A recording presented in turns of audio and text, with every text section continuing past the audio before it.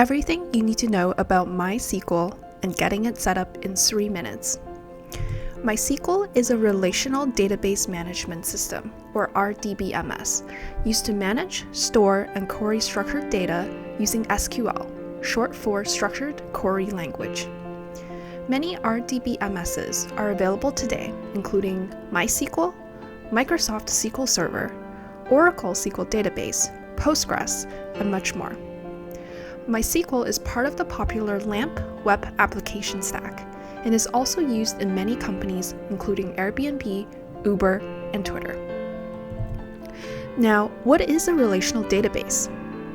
A relational database stores structured data in columns and rows.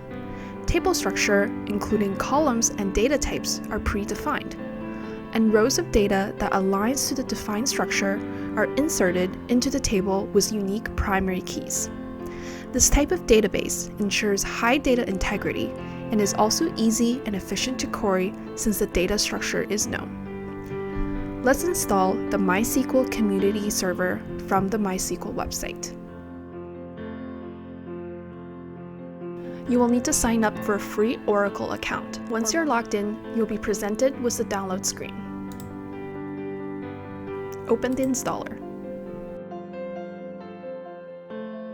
Because we're installing this locally, let's use the developer default. Check requirements. For now, we will click Next and click Execute.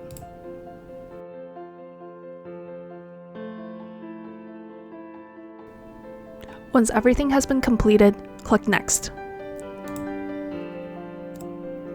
Now let's configure our MySQL server.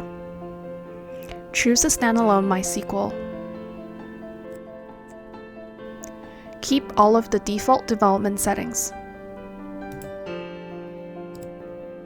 Create a MySQL root password. This is very important to remember.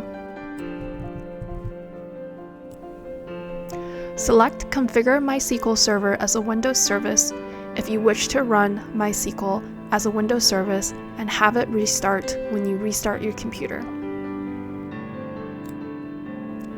Finally, apply the configurations.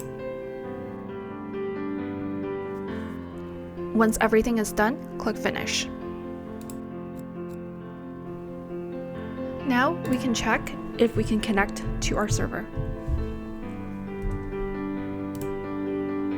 Connection succeeded.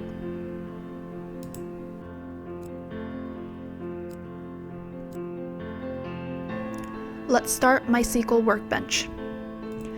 MySQL Workbench is a great tool to manage all of your MySQL servers and databases. A default connection to the local instance of our MySQL server has already been created for us at localhost 3306 and username root. Enter the password that we just created and click OK.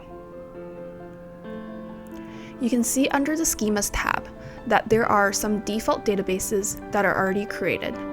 Let's check out the World database and the City table. And we can see the data stored.